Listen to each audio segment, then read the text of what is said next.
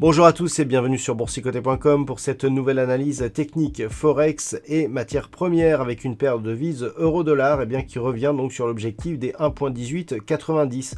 À la rupture haussière ici des 1.1820, on avait anticipé ici cette zone comme étant un objectif vu que ce niveau ici avait été un support majeur, donc on le valide désormais comme zone de résistance.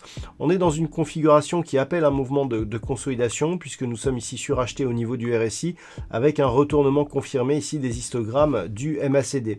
Donc la consolidation pourrait nous ramener par exemple sous la moyenne mobile 20 exponentielle ou sur la zone des 1.1820. On resterait toutefois selon ces conditions dans une dynamique haussière.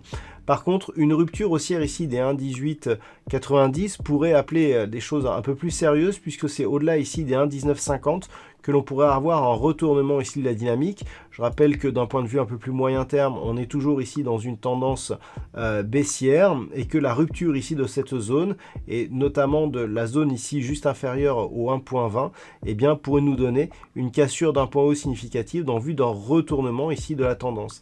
Et puis lorsque l'on regarde, on a une configuration qui ressemble un petit peu à ça. Et si on casse ici cette zone des 1.1950, là on pourra avoir une amplitude qui pourrait nous donner un objectif relativement élevé par rapport à la dynamique actuelle. Donc à surveiller, malgré donc la phase de consolidation que nous avons actuellement et qui est appelée ici par les indicateurs, une éventuelle rupture ici de cette zone des 1.1890, mais surtout dans le cas d'une continuité de la zone des 1.1950. Sur la paire de devises, livre sterling contre dollar américain, hier on constatait un retour des cours ici sous la zone des 1,3850. On a confirmé le mouvement avec un contact ici sur la bande de Bollinger inférieure et la zone ici des 1,3745. Donc globalement, on reste dans une zone qui s'est neutralisée par rapport à la perte de la dynamique haussière que nous avions ici d'un point de vue moyen terme.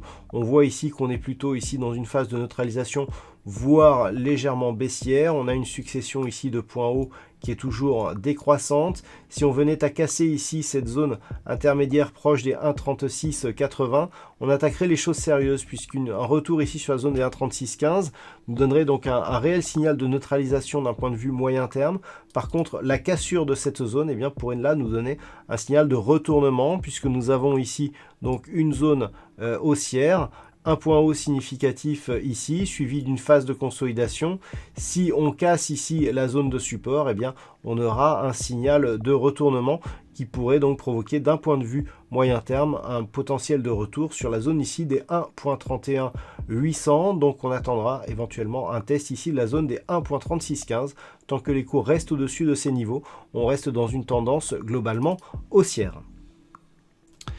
Sur l'or, nous sommes toujours ici dans une phase de neutralisation. Le métal jaune qui avait connu donc une dynamique baissière suite à son point haut ici sur la zone des 1957 $ l'once et sa temporisation ici entre 1817 et 1875. La rupture ici de la zone des 1817 mais surtout de la zone des 1786 avait provoqué ici une accélération du mouvement baissier qui est en train de se stabiliser puisque suite à deux contacts ici sur la zone des 1675 $ l'once, il semblerait qu'on ne parvienne pas ici à repartir à la hausse. Alors, je vous avais indiqué récemment la possibilité ici d'un double bottom. Si les cours venaient à passer ici cette zone de point haut proche des 1755 $ l'once, il semblerait que ce ne soit pas le cas puisque là ici sur cette dynamique on est en train de prendre ici un biais horizontal qui nous est d'ailleurs indiqué par les histogrammes du MACD qui repasse ici en évolution dans la zone d'évolution négative. Donc il semblerait qu'on ne soit pas ici sur une perspective de cassure de cette zone de point haut. Donc on est clairement ici dans une phase de neutralisation. La tendance globale, elle reste haussière d'un point de vue moyen terme puisqu'on a un nouveau plus haut historique ici depuis le mois d'août. Mais dans une phase de consolidation depuis, la baisse pourrait reprendre en cas de cassure ici de cette zone des 1675 $ l'once. Pour l'instant, on en est loin, donc on parie ici sur une neutralisation des cours sur ces niveaux.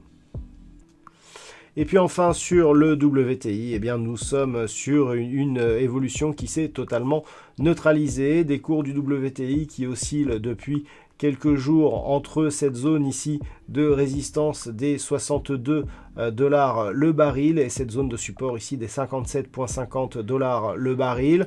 Nous avions eu ici une dynamique moyen terme haussière qui avait signalé ici une cassure de cette tendance par rupture ici du support oblique et depuis on s'est stabilisé dans cette zone de range.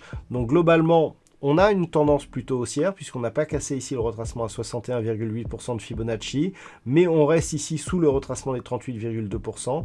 On peut d'ailleurs noter que on respecte bien ici ces deux retracements de Fibonacci et que ce mouvement reste essentiellement technique. Une rupture donc des 57,50 validerait un possible retour sur la base de retracement, à savoir ici 51,57 $ le baril, alors qu'une cassure ici des 61,62 qui est le retracement à 38,2% de Fibonacci, équivaudrait plutôt à une reprise ici du mouvement haussier qui ne serait validé qu'en cas de cassure haussière ici des 66,50 $ le baril. Voilà donc ce que l'on peut dire sur cette analyse technique Forex et matières premières. Passez une bonne soirée et on se retrouve dès demain pour d'autres analyses techniques, toujours sur le site boursicoté.com.